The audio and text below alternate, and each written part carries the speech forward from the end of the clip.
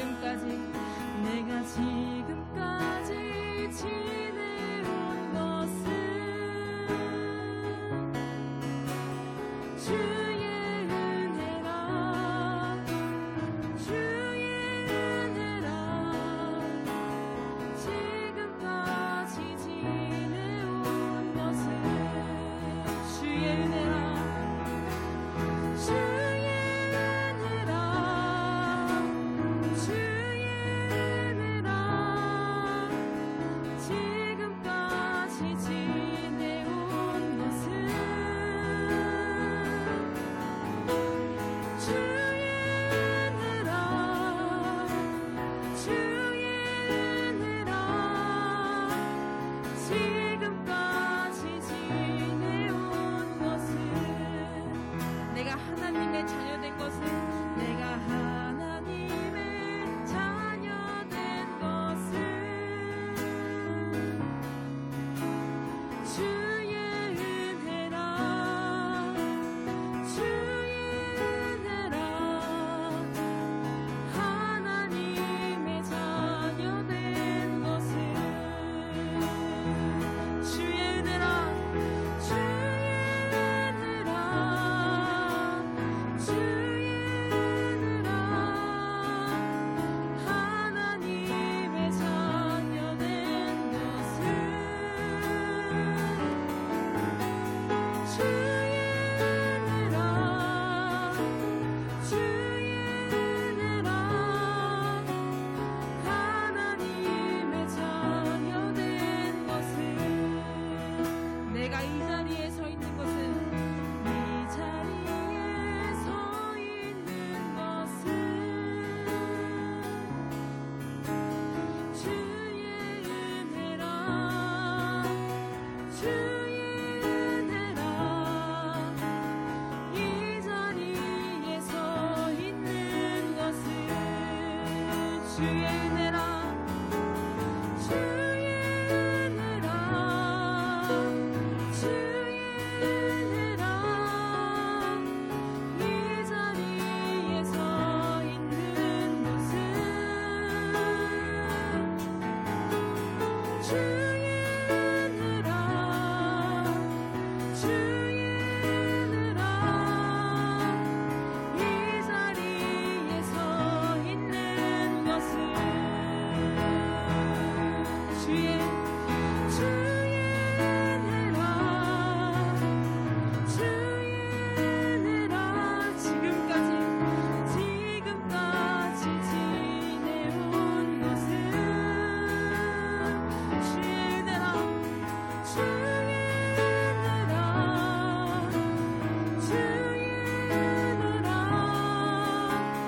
지금까지 지내온 것은 주의 은혜라 주의 은혜라 주의 은혜라 지금까지 지내온 것은 주의 은혜라 주의 은혜라 지금까지 지내온 것은 한 번 더 고백합시다. 주의 은혜라 주의 은혜라 주의 은혜라 하나님의 자녀된 것은 주의 은혜라 주의 은혜라 하나님의 자녀된 것은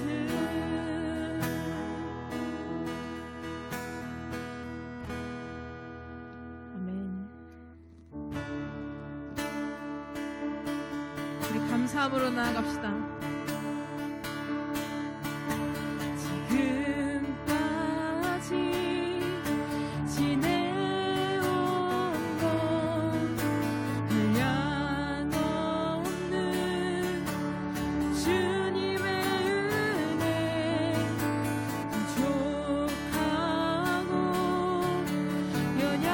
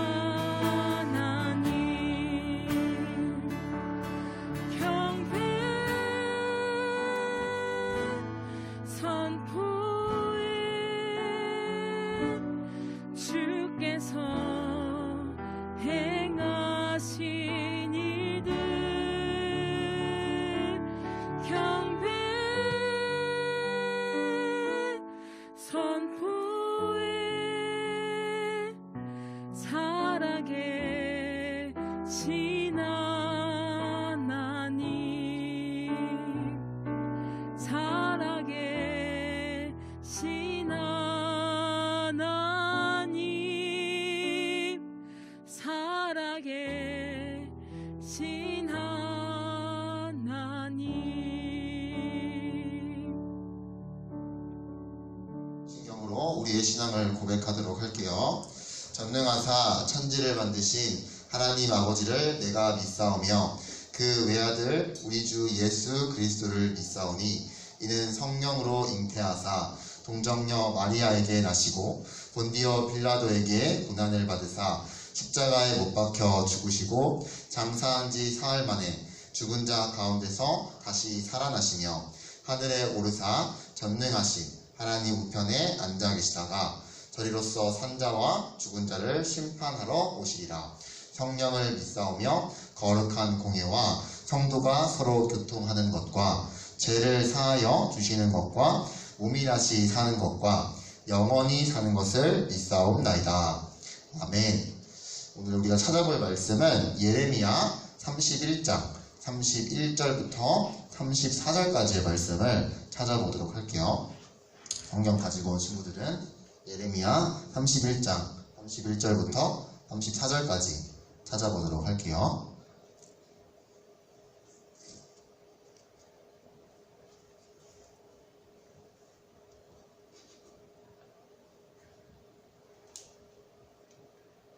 모르겠어?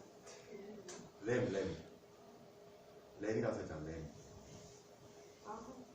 아?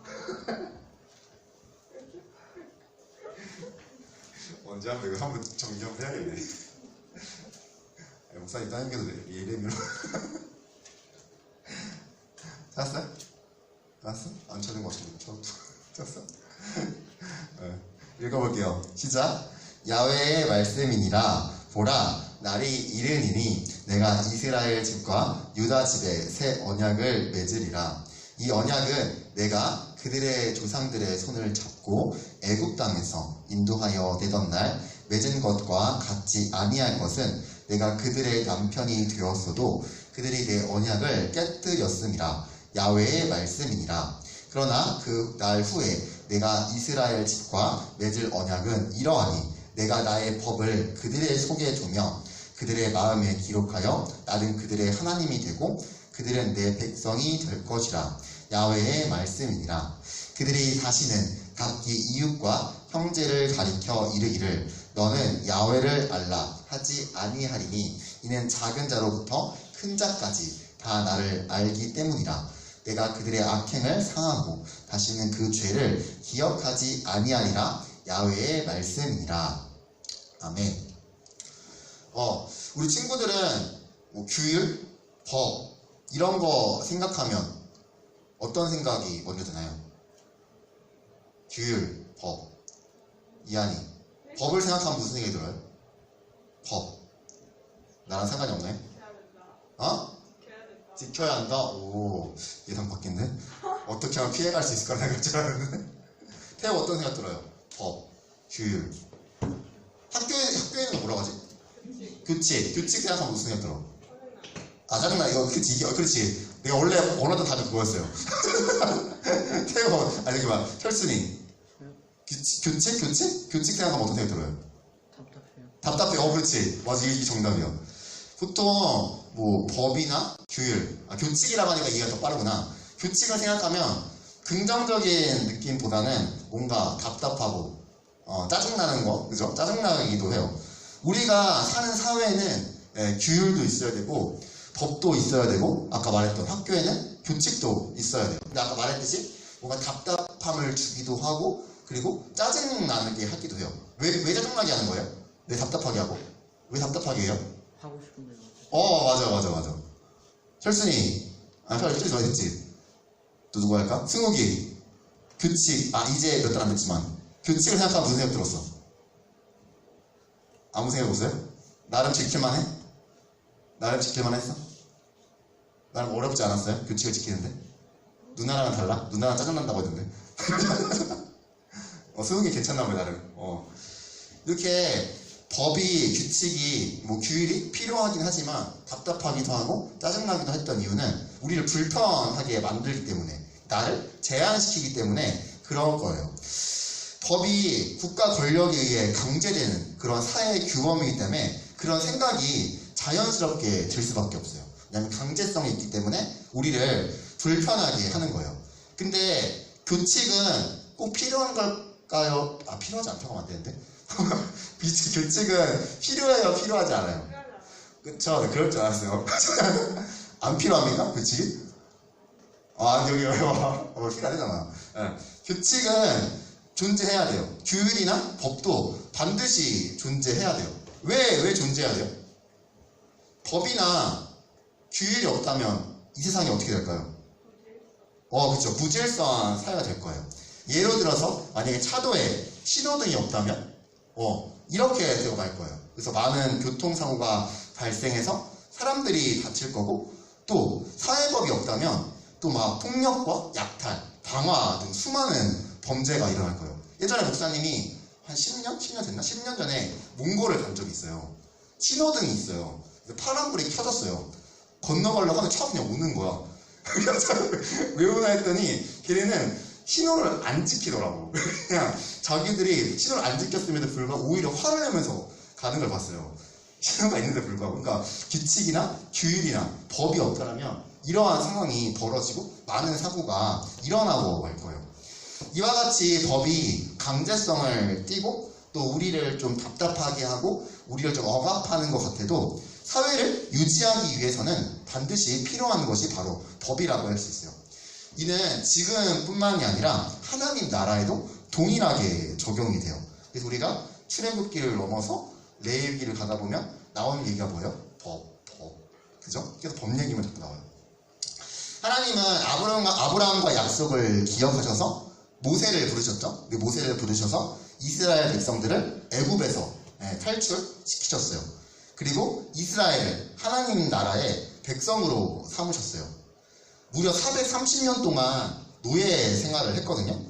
그러면 그런 노예 생활을 했던 이스라엘이 하나님 나라의 백성으로 살게 되는 것은 쉬운 일이 아니었어요. 왜냐하면 이미 그들은 오랫동안 노예 생활을 했고 애굽의 문화에 익숙했기 때문이에요. 그래서 하나님은 모세를 통해서 하나님 나라의 백성들이 지켜야 하는 법을 만들어 주셨는데 이 법이 무엇일까요? 누가 말했어? 좋아요. 10계명을 만들어 주셨어요. 10계명은 10가지 계명으로 하나님의 나라의 백성이라면 반드시 지켜야 하는 그러한 법이었어요. 그리고 이 법을 지킴으로 인해서 하나님 나라의 백성으로서의 어떠한 정체성을 가져야 하는지를 법을 지키면서 자연스럽게 알게 되는 거예요. 이스라엘 백성들이 10계명을 잘 지켰겠죠? 고개 끄덕이는 거야? 잘 지켰겠죠? 응? 잘 지켰을까요, 태호? 쩔순이 잘 지켰을까요? 잘 지켰어? 그러면 설교를 못하는데 오늘? 잘 지키지 못했어요. 이스라엘 백성들은 하나님께서 주신 10계명을 잘 지키지 못했어요. 하나님만 사랑하라는 명령을 지키지 않았고 계속해서 우상을 숭배하면서 나아갔어요. 이웃을 사랑하라는 그런 명령을 지키지 않았고 같은 민족인 이스라엘 사람들을 착취하고 학대했어요. 이처럼 이스라엘이 하나님 보시기에 가장 악한 그 시대에 오늘 우리가 찾아본 말씀, 그 이름 선지자 예레미야가 등장해요. 북이스라엘은 하나님이 주신 이 10계명을 지키지 않았기 때문에 이미 멸망했어요. 멸망했고 그 다음에 남유다가 있었는데 남유다도 북이스라엘처럼 하나님이 주신 계명을 잘 지키지 않았기 때문에 하나님을 떠났기 때문에 곧 멸망당할 것이라는 하나님의 경고를 듣던 그러한 시대였어요. 또 그러한 시대인데 또 거짓 선지자들이 또 있었어요. 거짓 선지자들이 하나님의 말씀을 왜곡해서 전하고 하나님의 말씀을 또 듣지 못하게 방해하던 시기였어요.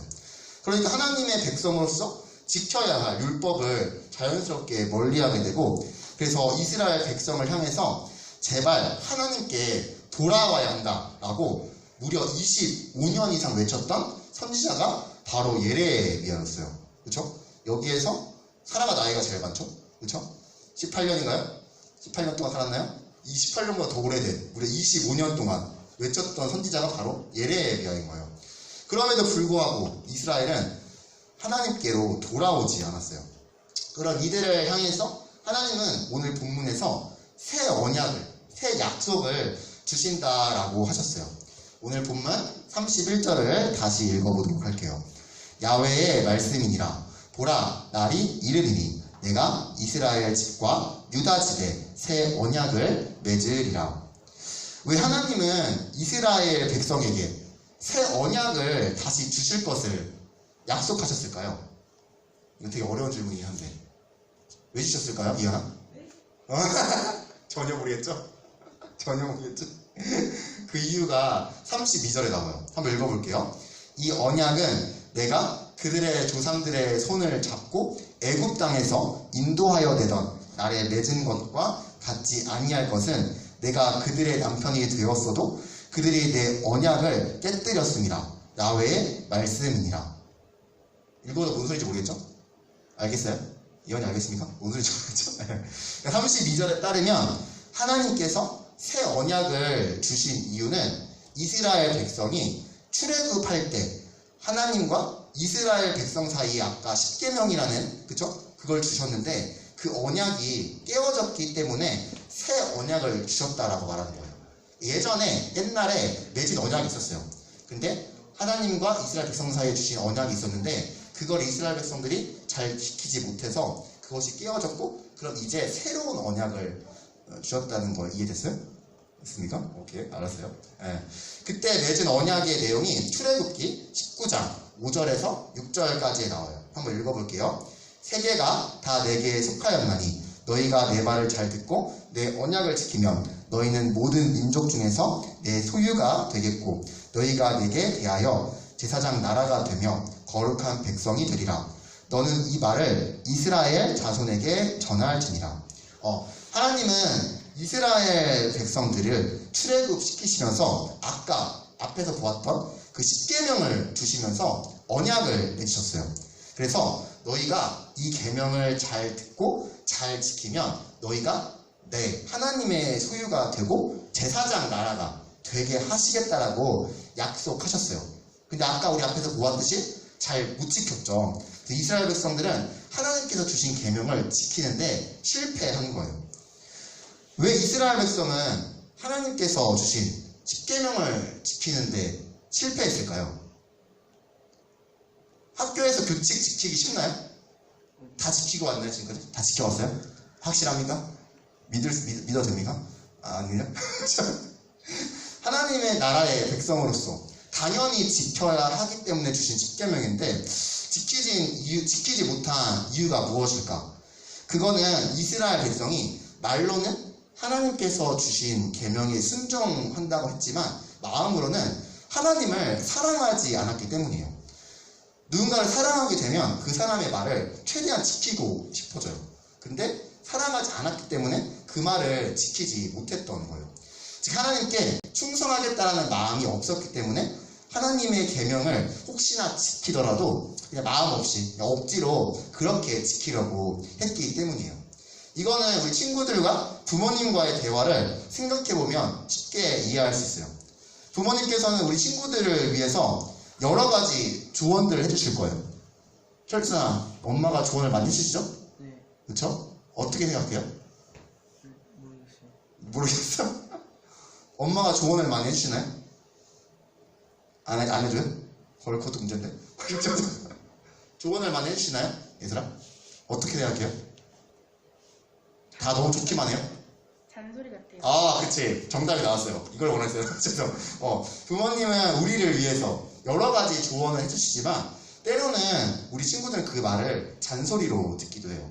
그리고 그 잔소리를 듣기 싫어서 마음이 없어도 부모님이 하신 말씀을 뭐 지킬 때도 있을 거예요. 뭐 어떻게 뭐 정리해라 뭐 이런 것들 해가지고 막 너무 마음이 우러나가지고 정리하는 건가요? 그쵸? 또 잔소리 할까봐 정리하는 거죠. 그쵸? 친구들도 알다시피 이러한 순종은 마음이 없이 또 잔소리를 듣고 싶지 않기 때문에 하는 것이기 때문에 오래가지도 않을 뿐더러 또 쉽게 지키지 않게 돼요. 이처럼 하나님은 마음 없이 그냥 말로만 하나님을 사랑한다고 하고 계명을 지키겠다고 한 이스라엘 백성들의 생각과 그 마음의 중심을 알고 계셨어요. 그래서 이스라엘 백성에게 새 언약을 주시기로 결정하신 거예요. 여기서 말하는 새 언약은 무엇을 의미하는 걸까요? 옛 언약의 십계명을 주셨던, 십계명을 통해 주셨던 그 옛 언약의 실패를 거듭하지 않기 위해서 주시는 이 새 언약에는 특징이 있는데 33절에 나와 있어요. 목사님 읽어볼게요. 그러나 그날 후에 내가 이스라엘 집과 맺을 언약은 이러하니 곧 내가 나의 법을 그들의 속에 두며 그들의 마음에 기록하여 나는 그들의 하나님이 되고 그들은 내 백성이 될 것이라. 야훼의 말씀이니라. 무슨 말인지 이해했어요? 이건? 설명해 줄게요. 무슨 말이냐면 옛 언약과 새 언약에는 차이가 있대요. 옛 언약과 새 언약의 차이가 있는데 무슨 차이냐면 옛 언약은 아까 모세가 들고 있었던 그 돌에 새긴 십계명, 그것을 옛 언약이라고 말을 하는 거예요. 그거에 반해서 새 언약은 우리의 마음에 기록된 게 새 언약이라고 말하는 거예요. 이해했어?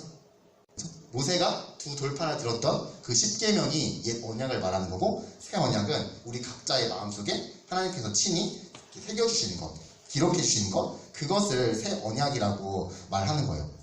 그래서 새 언약은 예수님을 통해서 주시는 하나님의 말씀을 의미하는 거예요. 하나님은 이 새 언약을 통해서 목사님과 우리 친구들의 마음속에 이 새겨질 것을 약속하고 계신 거예요. 그렇다면 하나님의 말씀이 우리 마음속에 들어오면 어떤 일이 일어날까요? 아무 일도 안 일어나면? 하나님의 말씀이 우리 안에 들어와요. 무슨 일이 일어날 것 같아요? 생각해 본 적이 없나요? 옛 언약을 받은 이스라엘 백성이 아까 마음 없이 그냥 억지로 하나님의 말씀을 지키려 했다라고 했어요. 근데 우리의 마음에 하나님의 말씀이 새겨지게 되면 이제 우리는 하나님의 말씀을 기억할 수 있게 돼요. 그래서 하나님의 말씀을 사랑할 수 있게 되고 그 말씀이 우리 안에 잘 뿌리내려져서 우리가 그 말씀대로 살아가기를 원하게 되는 거예요. 그래서 아까는 억지로 하나님의 말씀을 따르고 지키려고 했다면 이제는 더욱더 자연스럽게 그리고 우리 안에서 샘솟듯이 그렇게 살아가고자 하게 된다는 게 새 언약이 우리 안에 들어왔을 때 일어나는 일이라는 거예요. 그렇다면 우리가 하나님의 말씀을 기쁨으로 따르면 무슨 일이 일어날까요? 더 어려워지고 있네. 첫 번째로 죄를 멀리할 수 있어요. 와, 별거 아니야? 죄를 멀리할 수 있는 거 큰일 아닌가요? 별거 아니야? 죄를 멀리할 수 있는데 하나님께서 싫어하시는 것을 깨달아 알 수 있기 때문에 거룩한 삶을 살 수 있는 거예요. 또 두 번째로 우리 마음에 걱정, 염려, 두려움, 외로움 등이 사라지고 하나님이 주시는 평안한 마음을 가질 수가 있어요. 시험이 두렵지 않나요? 그러면 하나님의 말씀을 기쁨으로 따를 때 그런 것에서 갑자기 눈이 똘망똘망해졌는데 이분들 하나님의 말씀을 기쁨으로 따를 때 그러한 두려움부터 염려로부터 우리가 이겨낼 수가 있다는 거예요. 셋째로 승욱이만 별로 눈이 동그래지지 않았어. 셋째로 하나님의 살아계심과 일하심을 친구들 가운데 경험할 수 있다는 거예요. 그렇다면 우리는 어떻게 이 새 언약을 이거 안 했구나. 그렇다면 우리는 어떻게 새 언약을 우리 마음 가운데 기록할 수 있는 걸까요? 두 가지 방법이 있는데 첫 번째는 하나님께서 하시는 일이고 다른 하나는 우리가 해야 되는 일이에요. 먼저 새 언약을 우리 마음에 기록하기 위해서는 예수님을 믿어야 해요. 우리 친구들 다 예수님 다 믿나요? 다 믿고 있어요? 철수님 믿어요, 예수님? 네. 좋아요. 예수님을 믿고 있기 때문에 예수님께서 우리의 모든 죄를 다 지시고 대신 지시고 십자가에서 죽으셨음을 그리고 3일 만에 부활하셨음을 이걸 믿는다면 우리는 이미 하나님의 은혜를 받은 사람이에요. 예수님이 돌아가시는 거, 십자가에 달려 돌아가시는 거 눈으로 봤죠? 눈으로 봤나요? 못 봤죠. 못 봤는데도 경험해보지도 못했는데 우리는 그 2000년 전의 일을 지금 믿고 있어요. 그러면 내가 믿어야겠다 해서 믿는 건가요? 그런 거예요? 우리가 믿고 싶어서 믿게 된 게 아니라 하나님께서 우리 친구들에게 각자에게 그거를 믿을 수 있게 하셨기 때문에 우리가 믿게 된 거예요. 그래서 성경은 믿음이 하나님의 선물이라고 해요. 이것은 우리가 할 수 있는 게 아니에요. 2000년 전에 예수님이 우리를 위해서 돌아가셨고 이러한 모든 일들을 우리가 믿고 싶어서 믿게 하는 게 아니라 하나님께서 우리를 믿게 하셨다는 거예요. 둘째로 새 언약이 우리 마음에 기록되기 위해서는 하나님의 말씀인 성경을 늘 가까이 하면서 묵상해야 돼요. 집에서 잘 가까이 하고 있죠? 태호, 가까이 하고 있나요, 성경을? 아, 그래요? 아, 그래요? 성경책 어디 있어요? 그죠? 가까이 하고 있죠? 아, 믿어요? 잘 묵상하고 있죠? 네, 믿고 있어요. 네. 이것은 우리 친구들이 의지를 갖고 해야 되는 일이에요. 하나님의 말씀을 자꾸 가까이 하려고 하고 그 말씀을 묵상하려고 하는 거는 우리 친구들이 선택해서 의지를 갖고 할 수 있는 문제예요. 하나님께서 우리에게 성경을 주신 이유가 뭘까요? 예배 시간에 들고 올라 있는 거죠? 잠깐 이렇게 해가지고 예레미야 어디 있는지 잘 몰라가고 목사님한테 물어보고 그죠? 그러려고 하는 거죠. 월요일부터 토요일까지 그냥 어딘가에 뒀다가 주일에 교회에 가지고 오려고 성경책을 우리에게 주신 거는 아닐 거예요. 그죠? 전 세계 모든 나라의 언어로 이 성경을 번역해서 누구나 읽을 수 있게 해주신 이유는 누구든지 항상 하나님의 말씀을 가까이 하고 그것을 묵상하게 하려고 그렇게 하신 거예요.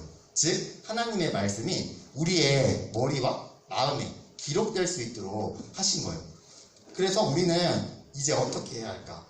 시간을 정해서 매일매일 조금씩이라도 하나님의 말씀을 묵상하기 위해 노력해야겠죠? 공부하는 시간에 시간 투자를 많이 하나요? 성경 읽는 시간에 투자를 많이 하나요? 안 물어봐도 되겠죠? 네. 공부하는 시간에 뭐 10분에 100분의 1만 투자해도 우리는 아마 성경을 꽤 많이 읽을 수 있을 거예요. 다시 말해서 말씀을 사랑해야 하고 또 말씀을 통해 일하시는 하나님을 우리는 경험해야 돼요. 오늘 말씀에서 하나님은 옛 언약, 10계명을 주셨던 이스라엘 백성들의 그 실패를 거듭하지 않기 위해서 우리에게 마음에 새 언약을 기록해 주셨다고 했어요. 새 언약은 예수 그리스도를 통한 하나님의 말씀이고 즉 성경, 우리가 지금 손에 들고 있는, 스님과 손에 들고 있는 성경을 말하는 거예요. 그리고 하나님은 저 말씀이 그냥 우리가 주일에 들고 오는 그런 책으로 이렇게 남아있는 게 아니라 우리가 펴서 왜 이렇게 웃어? 읽기를 원하세요. 우리가 말씀을 날마다 가까이 하고 읽고 묵상할 때 그 말씀이 우리의 마음 가운데 기록이 되는 거예요. 그럴 때 우리 안에 평안을 주시고 죄를 물리치시도록 하시고 하나님이 기뻐하시는 것이 무엇인지를 구별할 수 있는 능력을 주시게 되는 거예요. 네, 시험이 두렵나요? 성경을 잠시 펴가지고 한번 좀 읽어보세요. 네, 마지막으로 그렇게 할 때에 우리가 살아계신 하나님을 만나는 방법이기도 해요. 바라기는 이번 한 주 동안에 우리 친구들이 하루에 이현이 눈 풀렸다. 이번 주에 하나님의 말씀을 조금씩이라도 가까이 하면서 공부하다가 두려울 때 잠깐 꺼내서 한 줄 읽고 공부하고 약간 이런 식으로 하나님의 말씀을 통해서 나에게 어떻게 역사하시고 나를 경험하게 하시는지를 나아가는 우리 모든 친구들이 되기를 소망합니다. 오늘도 세 가지 기도의 제목을 가지고 우리 잠깐 기도하도록 할게요. 기도합니다. 하나님 감사합니다. 오늘도 우리 친구들을 복된 주일로 불러주셔서 함께 우리 예배를 드릴 수 있도록 인도하여 주심에 감사를 드립니다. 오늘은 예레미야의 말씀을 통하여서 함께 나누었는데 이 말씀이 우리 친구들이 이해하기가 쉽지 않은 말씀이고 또 어렵게 느껴질 수도 있었지만 하나님 우리 가운데에 새 언약을 주신 하나님을 기억할 수 있도록 주님 도와주시고 특별히 그 새 언약이 우리 가운데 아버지 성경으로서 주어졌으니 우리 친구들의 삶 가운데 아버지 하루에 조금씩이라도 하나님의 말씀을 읽으며 나아갈 수 있는 우리 친구들이 될 수 있도록 주님 도와주시옵소서. 주님 특별히 하나님을 사랑하는 마음을 주셔서 주님 하나님께서 우리에게 말씀하신 것들을 기쁨으로 잘 지키며 나아갈 수 있는 우리 친구들이 될 수 있도록 주님 도와주시옵소서. 아니 우리가 하나님을 사랑하는 마음이 없다면 우리에게 주신 성령이 너무나도 무겁고 너무나도 강압적이며 불편하고 때로는 짜증이 날 수밖에 없는 그런 무거운 짐으로 남아있을 수밖에 없지만 우리가 하나님을 사랑할 때에 주신 말씀들이 아버지 그 주신 계명들이 아버지 나를 위해서 주신 말씀이라는 생각을 가지고 기쁘게 행복하게 지키며 나아갈 수 있을 거라 믿습니다. 주님 그래서 하나님을 더욱더 사랑하는 마음을 주시사 우리가 그 마음을 가지고 하나님께서 우리에게 주신 아버지 그 모든 율법의 내용들을 하나하나 잘 기쁨으로 지켜나아갈 수 있는 우리 모든 친구들이 될 수 있도록 하나님 도와주시옵소서. 하나님 이제 내일부터 이제 시험을 치르는 우리 친구들이 있습니다. 중간고사 기간이 내일부터 본격적으로 시작됩니다. 그 친구들 많이 두렵고 떨리고 또 잘 준비되지 않은 것 같아서 마음 가운데 불안함들이 있을 텐데 주님 모든 중간고사의 기간 가운데에 하나님께서 지혜를 주시고 또한 함께하여 주셔서 아버지 준비한 것보다 더욱더 잘 시험을 치를 수 있도록 주님 도와주시고 우리 평소 실력보다 더 잘 시험을 잘 볼 수 있도록 하나님이 도와주셔서 하나님께서 함께 하심을 하나님 경험할 수 있는 우리 친구들 될 수 있도록 주님 도와주시옵소서. 주님 우리 친구들 가운데 시험뿐만이 아니라 삶의 어려운 문제들이 많이 있을 것 같습니다. 하지만 그 문제를 가지고 혼자서 끙끙 앓면서 있는 것이 아니라 하나님께 기도로서 내어놓으며 하나님께 그 일들을 해결해달라고 그 일들 가운데에 우리 친구들이 어떠한 생각을 가지고 있어야 되는지를 주님 말해달라고 기도할 수 있는 우리 친구들 될 수 있도록 주님 도와주시고 특별히 하나님의 말씀을 한 주 동안에 우리의 마음 가운데 우리 친구들의 마음 가운데 잘 새겨서 그 뜻대로 살아가는 삶을 살아갈 수 있도록 주님 도와주시옵소서. 하나님 이제 날씨가 많이 더워집니다. 우리 친구들 건강관리 잘할 수 있도록 주님 도와주시고 또한 새로운 학기가 절반을 향하여 가고 있으니 하나님 모든 학업 일정 가운데서도 하나님이 더욱더 힘주시고 체력도 허락하여 주셔서 남은 학업의 일정도 잘 감당하며 나갈 수 있도록 하나님 도와주시옵소서.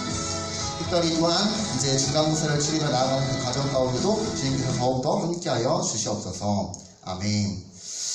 사랑과 은혜가 풍성하신 하나님 아버지, 오늘도 변함없이 주신 그 사랑으로 우리가 함께 모여 예배드릴 수 있게 하심에 감사드립니다.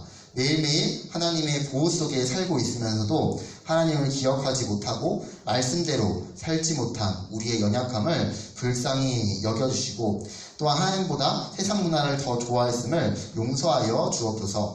하나님 아버지, 오늘 들은 말씀이 우리의 마음에 뿌려졌습니다. 이제 30배, 60배, 100배, 10배를 맺어 오직 하나님께만 영광 돌리는 우리 친구들의 삶이 될 수 있도록 하나님 인도하여 주옵소서. 예수님의 이름으로 기도드립니다. 아멘. 주기도문 하겠습니다. 하늘에 계신 우리 아버지여, 이름이 거룩히 여김을 받으시오며 나라가 임하시오며 뜻이 하늘에서 이루어진 것 같이 땅에서도 이루어지이다. 오늘 우리에게 일용할 양식을 주시옵고 우리가 우리에게 죄 지은 자를 사하여 준 것 같이 우리 죄를 사하여 주시옵고 우리를 시험에 들게 하지 마시옵고 다만 악에서 구하시옵소서. 나라와 권세와 영광이 아버지께 영원히 있사옵나이다. 아멘. 네.